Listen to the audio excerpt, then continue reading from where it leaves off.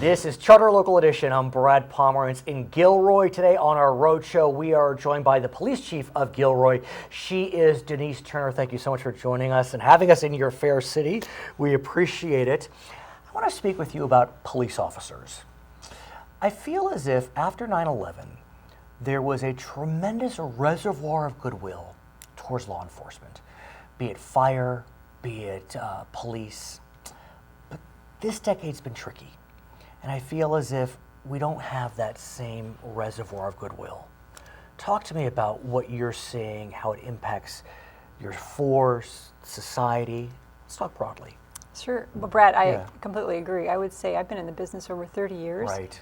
And being a police officer in today's climate is probably the most difficult that I've ever seen in my entire career. It's so hard for the officers because that lack of public trust. There has been a great deal of scrutiny on officers and their conduct. And a few bad apples really do spoil it for every good person who has a great heart and really just wants to serve their community. And so what can be done on both sides of the equation, the police officer and the community member? Because look, in the end, I gotta believe you're in this for the right reasons. Absolutely. I mean, all of you. Of course, there are bad apples in every profession, bad anchors, bad police officers. But I mean, if you sign up for this, you know what, you're in this to help. I agree. And so what we do is when we hire and screen and we background individuals, we really want to get those people who have the heart of a servant, who really do truly want to go out and serve the community and be part of it, instead of those who are out here for the action adventure, to be on the cops show. Oh, okay. So to me, it's a different breed. So we're looking really at somebody who's grounded and has a lot of maturity. But customer service has got to be one of my most key foundations. We want people that we hire on our force in Gilroy to treat every person they come across with dignity and respect. We have core values that we live by, and we hold them accountable. They hold me accountable. And when I saw this trend 4 or 5 years ago of public distrust and excessive use of force, racial divide. One of the early adopters of these body-worn cameras was Gilroy Police Department. And to me, that really does speak to, we care about public trust. We want the community to trust us. So we record all of our interactions with the public. And believe me, it really tells the truth. You can't deny what that says. And I wonder, when the cameras were first adopted, what did your force think? Were they pleased to have the cameras on, or were they nervous? I mean, to me, if I were a police officer, I'd want to have the camera because it's protecting me. Absolutely. But were there some that were a little reticent? Absolutely. I think there was a lot of skepticism because they're worried that we're watching what they're doing, and that sort of Big Brother's always watching, and they would be afraid to speak freely with individuals they come across. But the way we rolled it out in our organization is we involved the line level staff. We had a pilot project.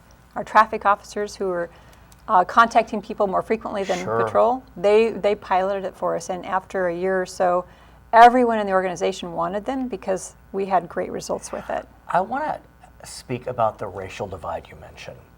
So, for better or for worse, my teenage daughter saw Straight Outta Compton. I wasn't with her, but she saw it. And she reported back to me about a scene in that movie where an African-American man was purportedly dealt with in a way that was not kind vis-a-vis a police officer. And so the conversation started. And she's only seeing one side of the equation, from the viewpoint of the African-American individual. And so, it does beg the question. We have these images in the media today where, post 9/11, all the images were positive about law enforcement. Today, I got my teen daughter who's thinking that all officers aren't kind to people of color. How do you combat that? How do you defeat that? It's difficult. So, today we're in a social media age. Every person has a cell phone on them that's a smartphone that they take video. So everything we say and do is being recorded. Why not us record it first? Right, exactly. But what we want to say too is use of force is not pretty. And the people that choose not to follow the rules, no matter what your race or ethnic background is, it's ugly. We have to go hands-on occasionally because people are not going to comply. And when people see that, it's hard for them to see and understand and process. They don't understand why we have to use force, or why did we not shoot somebody in the leg. And so they just don't understand the whole role of police in trying to subdue these individuals and actually protect them from the community. But there is that question of racial tension. I would hope that we get to a place where the race of the officer and the race of the citizen, whether a suspect or not, should not matter. I agree. But we're not there yet, I feel. And so is the answer we create kind of a community policing model whereby people from the neighborhood are the police officers for that neighborhood? How do we address? I mean, Gilroy specifically has been adopted the community-oriented policing philosophy back in the 80s. So that's part of our motto, our mission is to really be part of the people. Most of my officers live in this community or have family members here.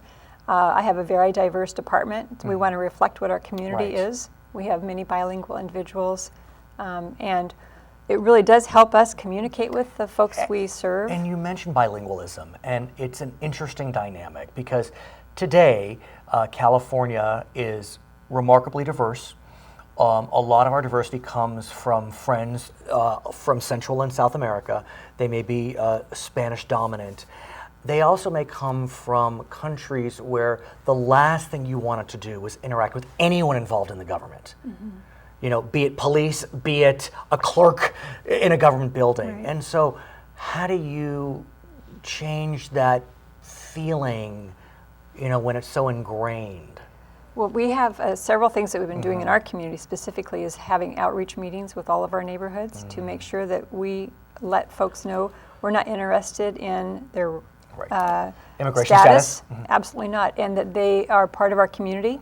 Many of them are working here. They're raising families here. So many are afraid, even if their status is documented, they're afraid to report a crime because I'm documented, but my girlfriend's not. Right. And so we just want to encourage them to reach out to us if they've been victimized or if they know something about a suspect who's maybe got a stronghold on the community, who's maybe a gang member relationship.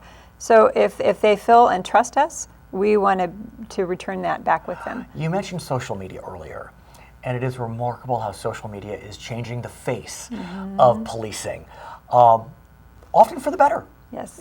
Sometimes you have these cell phone videos, but you're using it for its best use. Tell us about that. Right. So about a year ago, we became very active on Facebook, Twitter, Nextdoor, Nixle. Right. We started. Nextdoor. My wife gets Nextdoor. Sometimes I get these emails that scare her, but be that as it may. So we actually have been putting out photos of suspects in our community who have been stealing from or robbing individuals here, and at the Gilroy outlets next door. At the outlets, at the Walmart, Costco. Whatever business or homeowner has video, they share those photos with us. We put them on Facebook, and within sometimes minutes, we have had like a 90% catch the thief. Absolutely, 90% success rate in identifying these people who we would not otherwise know. So basically, I went from having 5 detectives in my organization to hundreds of 55,000. I know. The population of Gilroy. And we have followers, and people are not afraid to contact us confidentially and share with us. And it is confidential? Absolutely. They share with us who those individuals are, and we can hold them accountable. And that's good for business, and people feel like they're part of the solution, they're part of the police department, because they're helping us solve these crimes. And really, they benefit because businesses here, if we can solve crimes, people aren't going to come to Gilroy to commit crime. No. They're going to be found out on Facebook. Exactly. Yeah. Her name is Denise Turner. She is the police chief of the beautiful city, the gorgeous city of Gilroy. My name is Brad Pomerance. We are in Santa Clara County today on Charter Local Edition. Thank you so much for joining us.